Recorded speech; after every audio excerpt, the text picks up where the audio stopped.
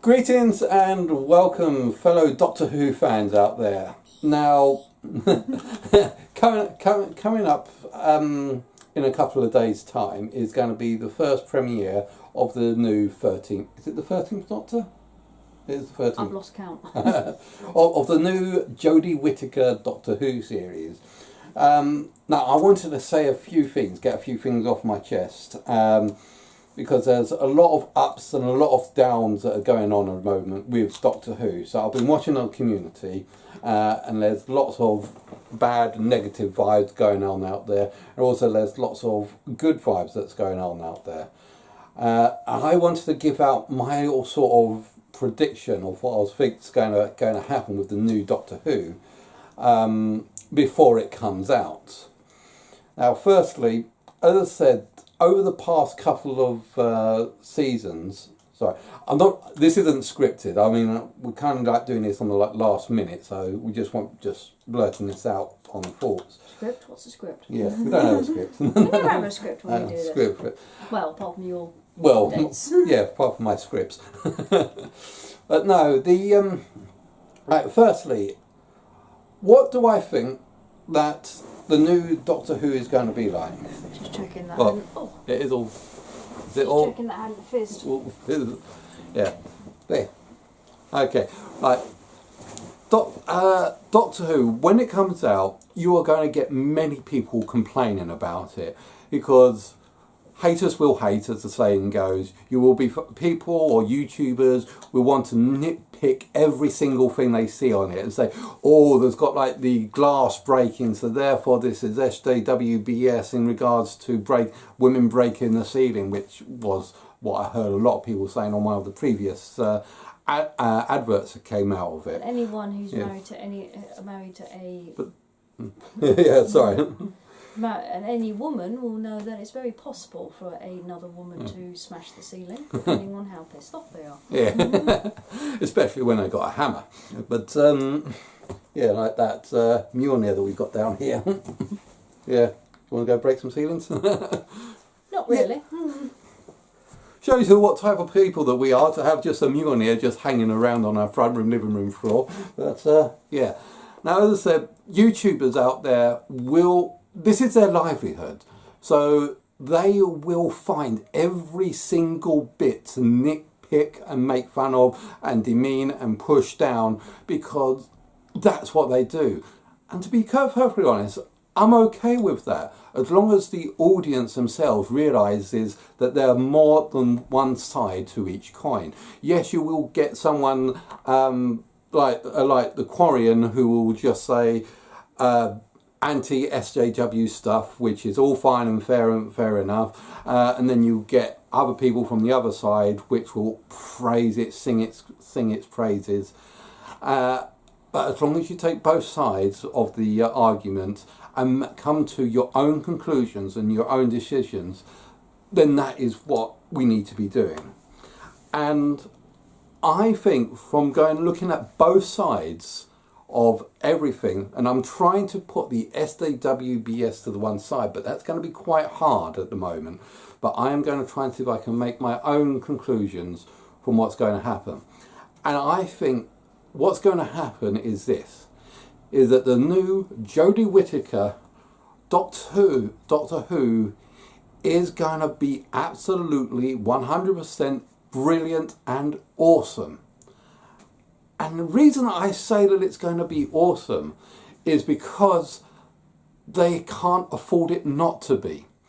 They spent the last two seasons, or even more so, of Doctor Who, the last few seasons of Doctor Who, systematically destroying the character of the Doctor with their SJWBS to make it look like the Doctor was less of a man, less of an intergalactical super being that he used to be, and made him subordinate to, let's say, the Clara character.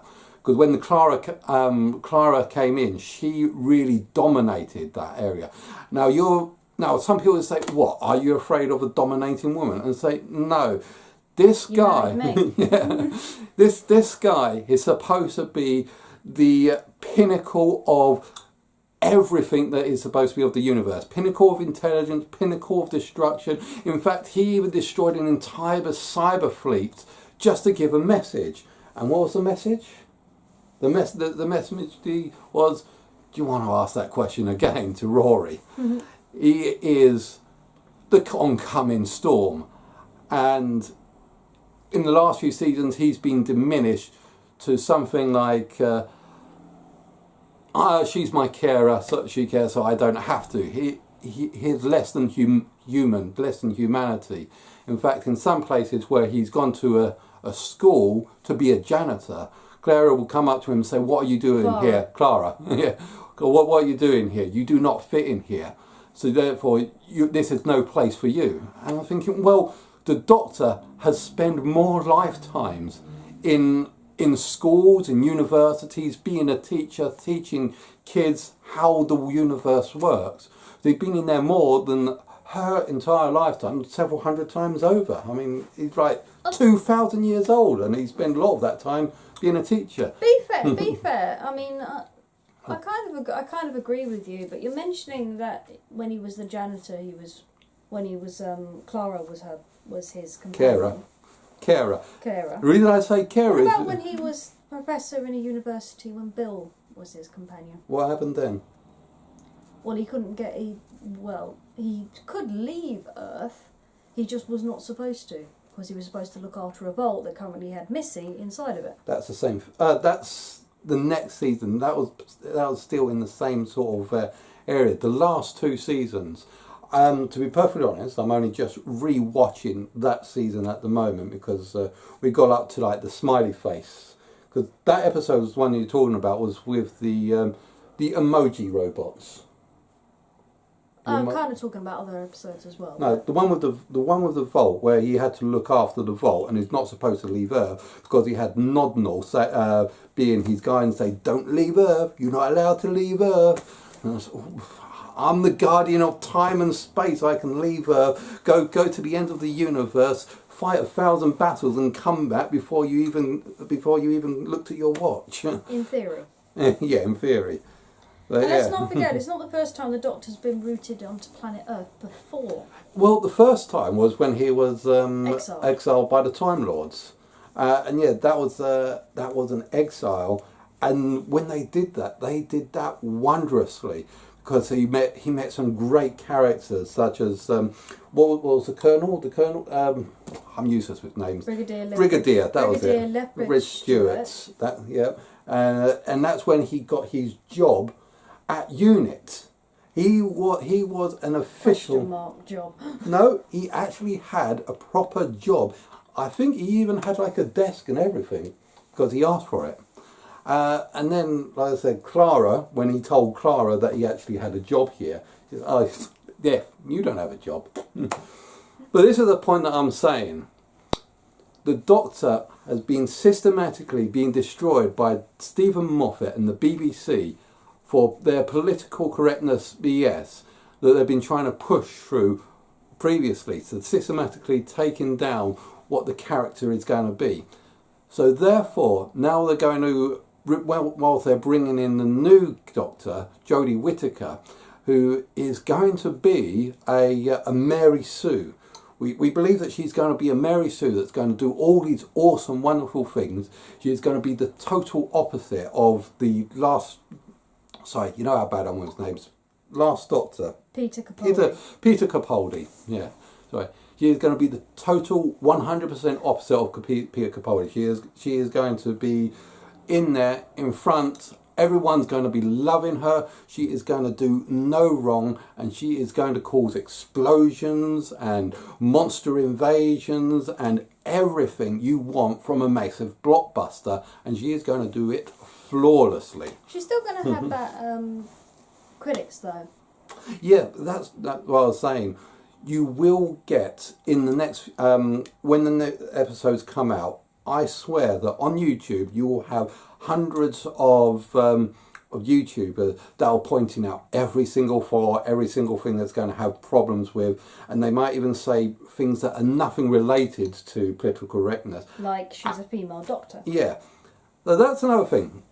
There always was meant to be a female Doctor. Do you remember what was the name of the original creator of the Doctor? Who it was?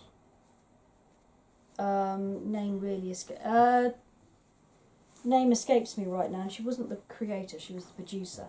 In fact, she was labelled as the first ever female producer. Well, see in the BBC. Okay. Who wrote it? Well, did she? In fact, there was quite a lot of females who are quite who are historical in Doctor Who. There's the woman who created the soundtrack, whose name has also completely forgotten. Mm-hmm. There is the first ever female producer. Yeah. was on Doctor Who. And they've done wonderful jobs. As you know from the fandom that the Doctor Who has come up with, it has been awesome. So far, most of the Doctors that have been coming up have given like 5-star reviews, wonderful characters, and even created this massive fandom that is the Doctor Who from people such as us. And we do know that there are female Time Lords. Yeah. Rani, for example. And senator in the Five Doctors was also female. Yeah. And the fact is, I can't remember where I've heard it now. So please don't ask me to get evidence, because normally I would be able to. But I swear that I heard at one point that the Doctor was always meant to become a female. All the way back from like the first Doctor, there was meant to be a time when the Doctor was supposed to become female. So if that was the original intent, that the Doctor's regeneration, let me phrase that, the Time Lord's regeneration involved both sexes and wasn't a single sex, wasn't unisex regeneration, i.e. they were once male, so they'll always be male, but if they switch between male and female, if that was part of their makeup, which it was from the very beginning, that's fine. So that's fine. We've got no problems about it being a female Doctor, because it was always meant to be a female Doctor. But from what I've been just never had time for it. Well, from what I've been reading, when Jodie Whittaker, nothing against Jodie Whittaker, a lot of people thought she's a fantastic actress. The issue they had was you ended up with bias comments, and I use the word bias rightly. Doctors are always going to be male. The Doctor Who is always male. Always. When have you ever seen a female Doctor? Go to the hospital and you'll find one. Yeah. You know, but biased comments like that, a lot of people being objective to the idea of the female Doctor actually being being the main character, the Doctor. Yeah. Well, as I said, Jodie Whittaker's not actually been the first female Doctor. We've had like female Doctors on Comic Relief. Okay. Joanna Lumley. Yeah, Joanna Lumley. So it's not canon, but it's still. To me, it still counts. It was fun. We did it as fun, and we had a good laugh with it. But so it's not like the first time that the Doctor's been female, and yeah. And everyone loved Joanna Lumley when she was the Doctor. Yeah. So Jodie Whittaker should, in theory, be no different. My worry isn't Jodie Whittaker's acting. I think she's going to be a fantastic Doctor, and I wish her the best. I'm more worried about the writing. Yeah, who is actually writing this? They've got 6 people writing. Yeah.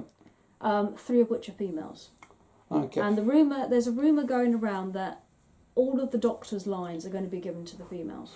Right. Well, we've got to try and get away. That's one of the problems with this this political this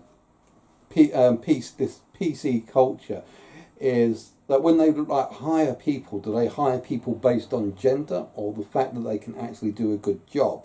We don't know that at the moment. So that's what I was saying. Other YouTubers are pointing out that the BBC has got a massive political agenda with showing we're making big deals out with hiring all these female people.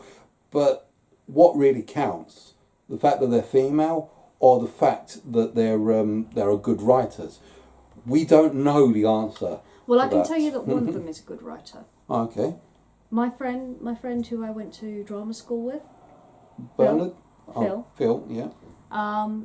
He is actually good friends with one of the writers of Doctor Who, well, the new writers of Doctor Who, and he has actually campaigned. In fact, he's performed one of the writers' plays. Okay. So, I think that she's going to be good. What worries me is, I always hated Peter Capaldi's Doctor, but not from Peter Capaldi playing the Doctor. I thought he was. I've seen him in the thick of it. We saw him in Doctor Who when he played a cameo in Doctor Who with David Tennant. I think that Peter. So, but to me, Peter Capaldi's Doctor was let down by the writing. Yes, a lot of people have agreed. Peter Capaldi is a great actor. He's done some wondrous work, and he would have been a great Doctor. But some of the writing that was done with that just is plain stupid, plain silly. They really sort of let him down on that. In fact, there's a bit of a debate going on the BBC at the moment. They're saying that they've kind of stabbed him in the back. Peter Capaldi has been the scapegoat. They're trying to make him look bad so that Jodie Whittaker looks good.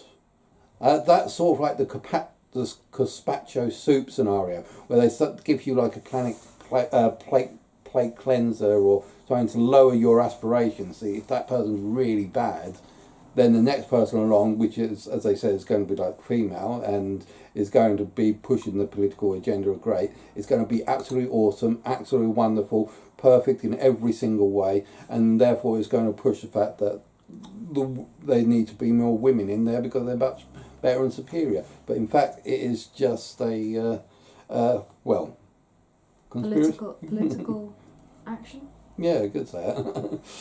Yeah. I mean, it's not as if it hasn't strategic. been... It's not as if it hasn't been hinted that there was going to be a female Doctor. Yeah. Donna became the Doctor Donna. The Doctor sort of Donna. half Doctor, half Donna. Half Donna. I like that. Good. It worked. I don't particularly like Catherine Tate when she plays her characters, but Donna was good. Yeah, I know you really didn't like her character in general. I actually loved the Dr. Donna idea. I thought that would have been, that is such a missed opportunity to have going around as an equal Time Lord. I think that would have been some wondrous films and episodes, but they cut it at that one point. And some of the poor writing there goes through. One of the gripes that I have about the writing, let's say the Morpheus episode, I can't remember the actual title, but Morpheus is one thing I like to gripe about. Now, here's my story. You've got these people that have managed to get rid of sleep altogether. It's part and parcel of what this corporation does.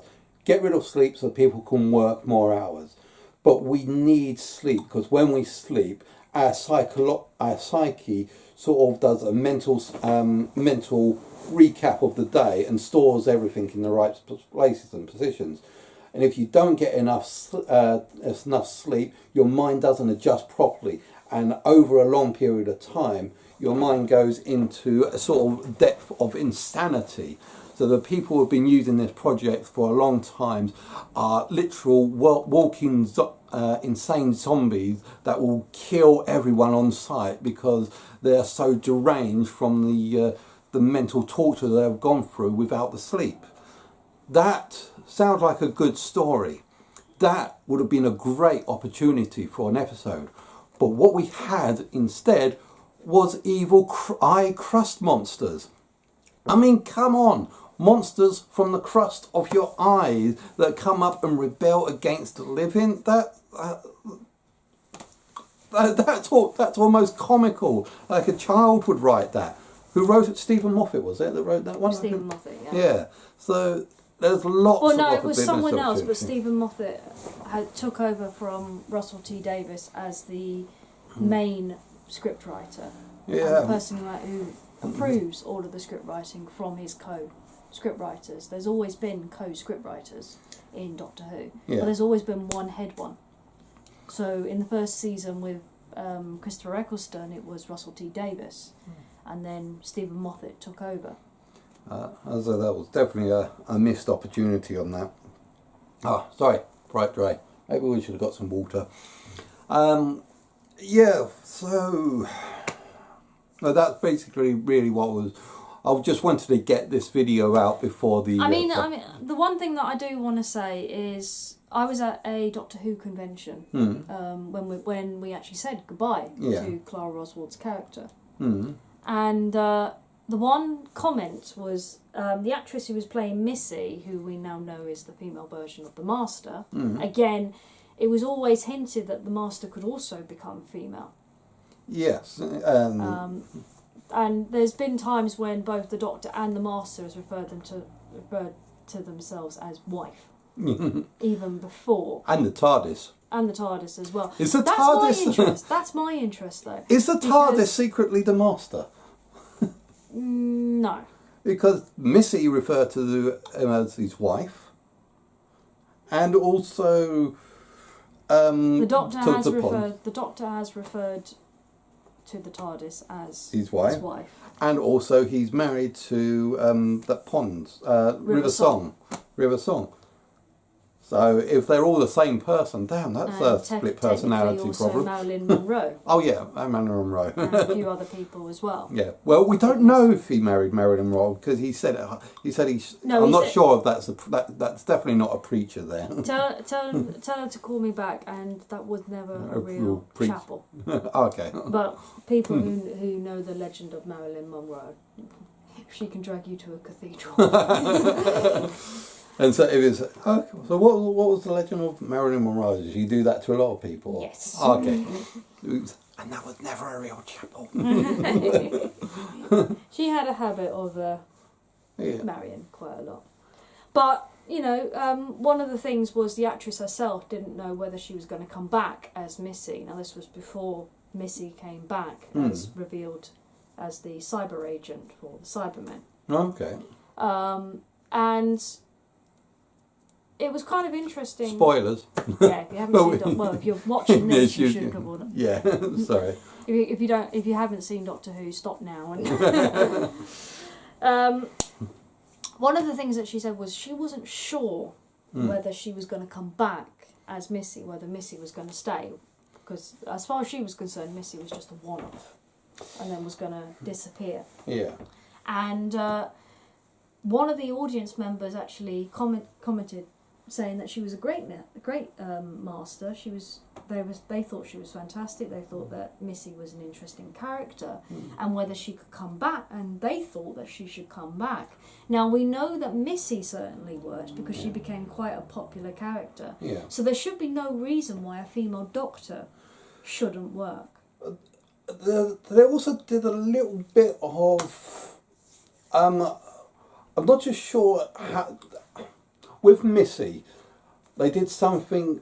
I'm not too sure how, if it was right or wrong or flawed or anything like that, but the Missy became the absolute opposite of the Master, because we know the Master is supposed to be this evil, maniacal evil overlord that wants to destroy the universe and is the Doctor's arch enemy. Sorry, I messed up the line like that, but.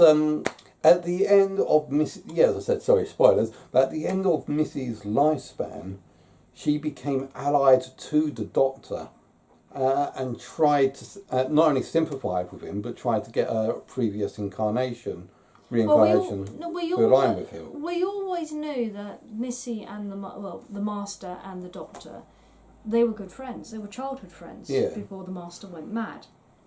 And bearing in mind, Missy is set after a time when John Sims' Master had discovered that the Time Lords had used him.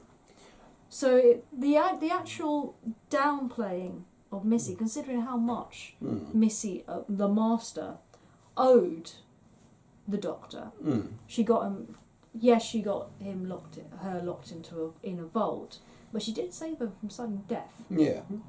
I mean, to an immortal being, and when I use the word immortal, I mean a person that doesn't. Well, actually, they do age to a sense. Immortals do age; they just don't die.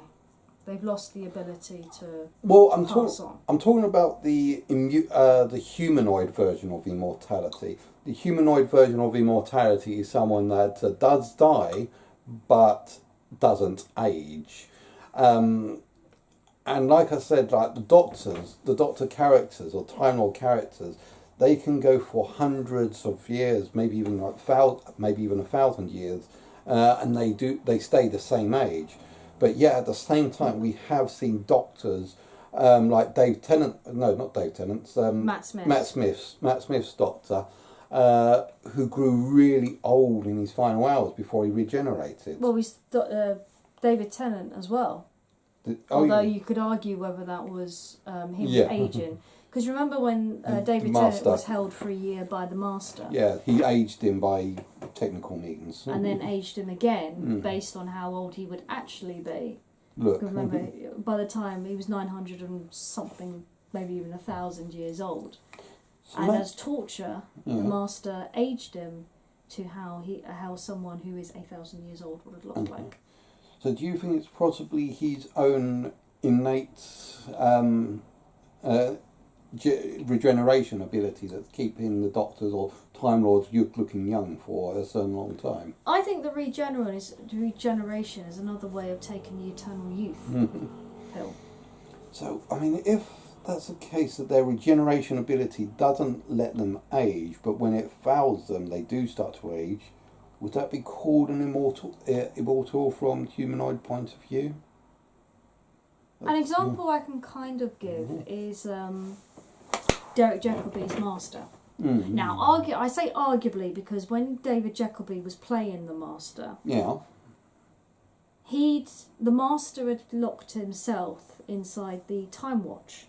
Oh yeah. Remember? So Derek Jacobi, for a while, didn't know that he was the Master, and we don't know how long the Master had been kept in that watch. It was just his memory to keep the memories in the watch. Well, that was just the memories. Yeah. So logically, the regeneration and the idea should still have existed. However, quite interestingly, John Sims actually revealed something about the regeneration process that I thought was quite interesting. What was that? When he got shot. Yeah. And he was dying, and the Doctor was holding him in his arms and saying, it's just a bullet wound, just regenerate. And John said, and spend the rest of my life in the TARDIS with you. I don't think so. And he chose to die. Yeah, he didn't But regenerate. when we choose to die, we choose with our minds and our will. So by the fact that his memories were locked up, would the memory that he can regenerate also have been locked up in the Time Watch? E.g., could he have died while believing that he was human? I think not, because there are some times when the regeneration abilities forced themselves onto the Doctor and he had no choice. But like a person like the Master, who's got an incredibly strong sense of will, willed himself not to regenerate. Therefore, it wasn't a fact of accepting regeneration, it's just that he forced himself not to. So that was a greater effort to take, to not regenerate and to die, than to let it go and just regenerate by natural causes. So therefore, I think that he would, if he didn't know that he was a Doctor and he was mortally wounded, he would actually regenerate without realising it. Fair enough. Sorry. Another thing that I wanted to talk about on was it Matt Smith? Peter Capaldi. There was a scene on one of Peter Capaldi's episodes, one where he thought that he was going to die, and he brought in a tank. Rail came into the area riding a tank against some Vikings whilst playing a guitar. I've heard that a lot of people have seen this scene and just totally checked out. That's at the point, because I thought the writing at this point was so silly, so stupid, that the author has totally lost it because it was such a stupid scene. I'm going to disagree on that aspect for a little bit, because at this point in the story, Peter Capaldi or the Doctor, honestly thought that he was going to die. He was coming to the end of his life. This was his last days on the universe. Not last days on Earth, last days in time and space. And so therefore he wanted to have a little bit of fun. So this is the Time Lord at the height of his power that's got all of access of all of time and space, and he just wants to let loose and party. So therefore he get challenged to a fight to a raving barbarian of a Viking and comes into the duel mounting a tank. And I'm thinking, yes, that's what we'll do. But it leaves some questions to ask, and some questions that I've wanted to ask for such a long time. And that is, how the heck can you get something that big through something that small? No comment, those people in the gutter trash. So how would you fit the tank through the doors of the TARDIS? I mean, would it automatically adjust the size so the perception thinks that the door is already bigger than the TARDIS?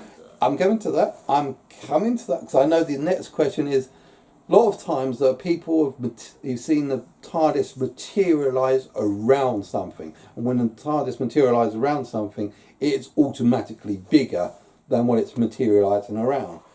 But we've only ever seen him do that to things such as people, maybe the odd one or two items, that's smaller than the outside dimensions of the TARDIS box. Dinosaur? Yes. How did the dinosaur get into the TARDIS? He didn't get inside the TARDIS. He swallowed the TARDIS. Okay, yeah, fine, fair enough. Yeah, yeah, good point. No, I was actually thinking of the other. Sorry, my mind just went to the dinosaurs on the spaceships episode, but that was something completely different. And bearing in mind, the TARDIS has accepted a motorbike twice. Yeah. Well, I mean, a motorbike could go in and out because it's smaller than the outside edge. But the reason it took going back, it could take the dinosaur. If the dinosaur swallowed the TARDIS, the dinosaur will travel through time. And I can accept that because Jack Harkness, is that Jack Harkness? Captain Jack Harkness? Is that his last name? Captain Jack Harkness. Who is an immortal, apparently to an extent. Harkness, yeah, you're right, Harkness. He once survived by when the TARDIS was leaving, he clung to the outside of the TARDIS, and the TARDIS dragged him through the time vortex. And because he was an immortal, he survived it. Now, once. Clara has also survived by holding on to the edge of the TARDIS. Yes, Little Miss Perfect. The other Mary Sue. Because the story was that the TARDIS put a force field around itself and Clara. Ah, right, okay. But the TARDIS didn't do that for Captain Jack. But then again, Because Captain Jack was immortal and the TARDIS was against his immortality. Yeah, the TARDIS did not like. The TARDIS was repelled by Jack. Yeah, so if you are in physical contact with the TARDIS, then yes, you will be transported when it dematerializes along with the TARDIS. Although it will be a very, very rough ride, and you will be incredibly lucky if you survive it. Dinosaur did. Yes, dinosaur. That's a good point. How did the dinosaur do it? I'm going to put that down to size. That's the only explanation I can think of at the moment on the cuts. How did the dinosaur survive it? Because you're not supposed to survive it. Should we say size? I think size. Does that seem Pass. Tiny wimey space thing. Just because bad script writing. I don't know. Did the TARDIS actually like the dinosaur as well? Maybe the TARDIS put a force field around the dinosaur, like it did with Clara. Yeah. Although saying that, Clara did still end up frozen when she came back. Frozen? Yeah. How so? Well, the vortex is meant to be nothing, like Yeah. space. Yeah. So what would you, so I'm kind of missing the episode. What's happened? When the Doctor was meant to die in spoiler, Transalore. he tried to send Clara back home to London. She rebelled. She when the door was closing, she put the key back into the TARDIS door, and the TARDIS flew back to Transalore. Now, by the time it got back, bearing in mind Clara was holding on to the TARDIS at the time, bearing in mind there was a long time span. Yeah. Outside the TARDIS. And bearing in mind that she was holding on, and bearing in mind it took quite a while for the TARDIS to travel through the vortex, by the time they got back, she was the equivalent to a popsicle. Which is fatal. Which is fatal. And as we know, the dinosaurs may or may not have died during the Ice Age. Oh, as I said, to put... There is a certain... The reason I say fatal is because a human body can only survive a certain amount of temperature drop. If the outside temperature goes below a certain amount for a certain amount of time, and I'm sure she probably would have been in there for a long time, a lot longer than that said time. I don't know the exact figures. I'm not but yeah, she should have died in that. Okay, chalk that one up to bad writing again. So. But yeah, like I said, Clara Oswald has been pretty much a sort of Mary Sue. When she was around as companion, she was basically the protagonist, and the Doctor was the sidekick. That's how I saw it. In fact, there was even some times when she really got mad at the Doctor and said, "Do this, that, and the other," and the Doctor would reply, would just come beckoning at his heels. And I think there's something that we called to that. I think that was like pussy whipped. Yeah, in England we call it. But there was at one time when when Clara would say, "Look, just leave, just go away, leave me alone, don't do anything." And if I was the Doctor, I'm saying, "Fine, F you, bye." But no, he was just clawing at her, just saying, "Please accept me back, I want to come back." I said, "No, don't do that. You're pussy whipped." Sorry. I really did not like the Clara character. If you want a big, strong female character, they've done it many times before. I mean, one of my favourite characters was Ace. Sorry, you alright? Mm-hmm. Ace was a good, strong character. What was the name of that beast woman? Layla. Layla, was it Layla? Yeah.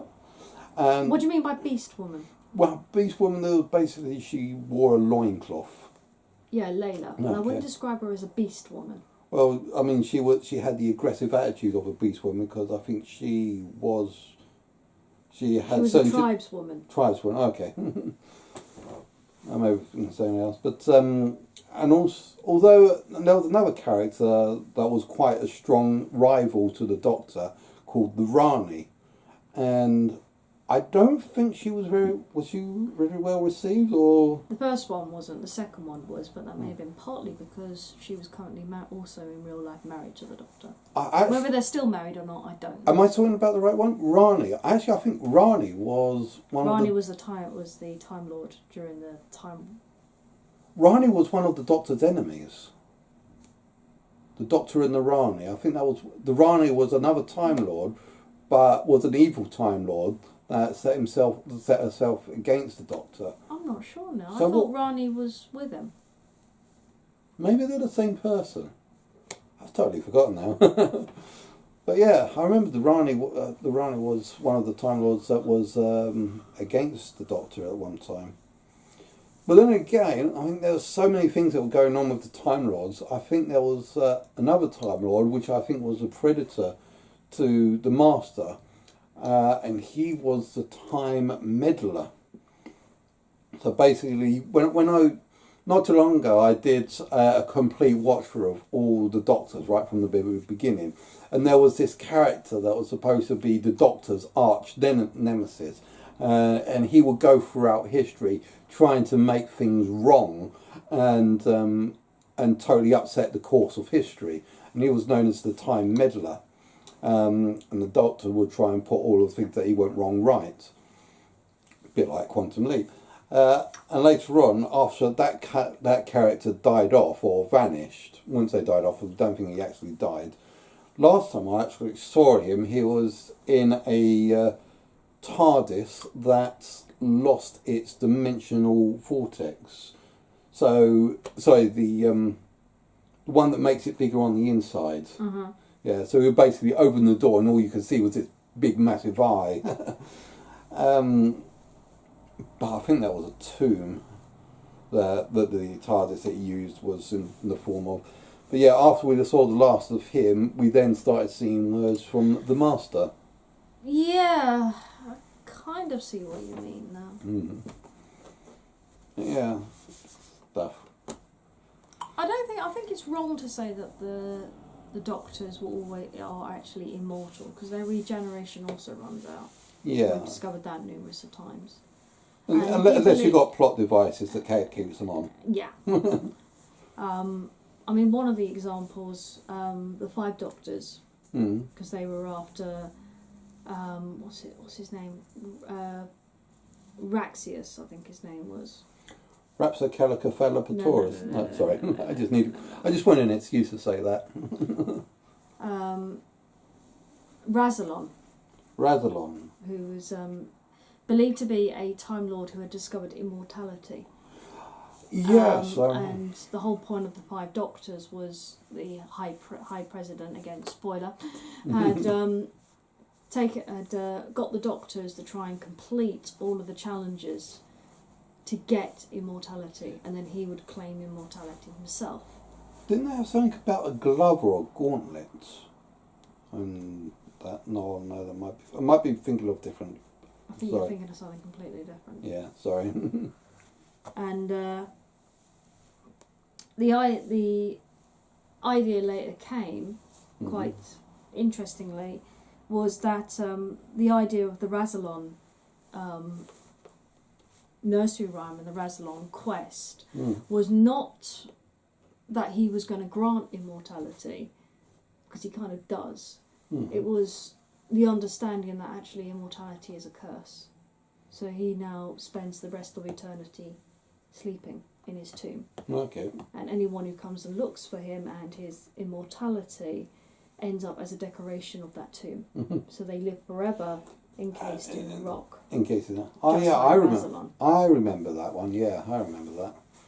Well, if anyone wants to think that immortality is a curse, give me your immortality and I'll then let you know if it's a curse or not. I don't think we've got anything more than that. We've got the fish fingers and custard ready for the premiere. I'll get jelly babies. Jelly babies. And jammy dodgers. And jammy dodgers, yep. So, well, we're looking forward to it.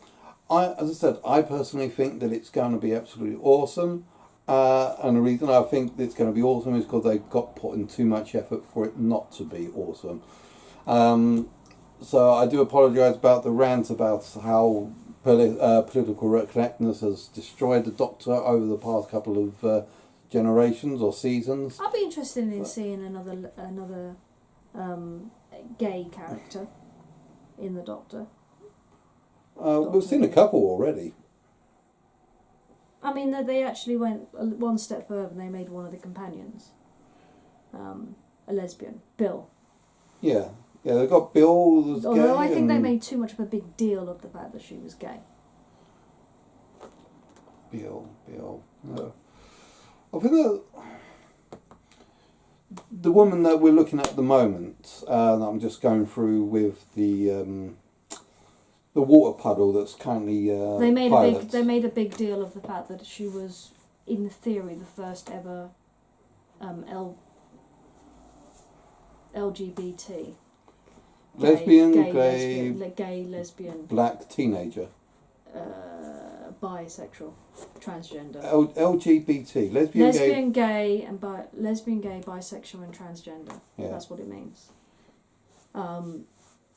They made a big deal of the fact that they'd introduced this gay character in the Doctor, which is weird because it's not the first time they've ever introduced, but it was the first time they'd introduced it as a companion. Well, the first Yeah, I mean, they always do it as, like, they always have, like, the odd companions, or not companions, or people they meet, such as, one of the very first ones I remember, I think he was in this shuttlecraft or the Crystal Planet, and it was a relationship between a guy in his 50s and a girl in her 20s. And you say, when you look at it in majority of the modern culture, an old person dating a younger person, there seems like there's something weird that's problematic that's going on. But in this case, you think that the young girl is probably looking out for like a sugar daddy, getting the money, great gold digging or grave gold digging and such. Old person dating a young woman. There's problems with that in society. But when it came to that on that scene, in fact, it was the other way around. The young girl was in fact the breadwinner of the two, and also the more intelligent of the two as well. I'm not too sure why the old guy got annoyed or peed off at something. So I can't remember what was going on there. I think my favourite couple, I think, was the Kittens, where the in Gridlock was when he dropped yeah. when he dropped into that car. What was the actor? I mean, the actor was actually a famous actor, but he had the guy's favourite actor.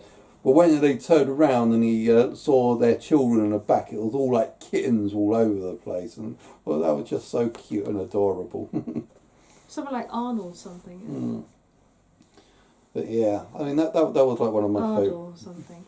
But that's No, I love that, the kittens. That's all like playing into like the Fur Nation player base. The Fur Nation has got so many followers that furries are considered a micro nation, which is why I said Fur Nation in a few moments there. But there is a bit of a difference. There is a big difference between furries and bestiality. So we just, well, I'll say furries are furries. Furries are cute. It's another type of identification. I mean, I identified as a dragon at one point. I love going around like dressing up as a dragon. What do you think, Kim? Very good. Unfortunately, I'm not going to be able to edit this in because I'm just going to put this video straight out. Sorry, no edit on this video.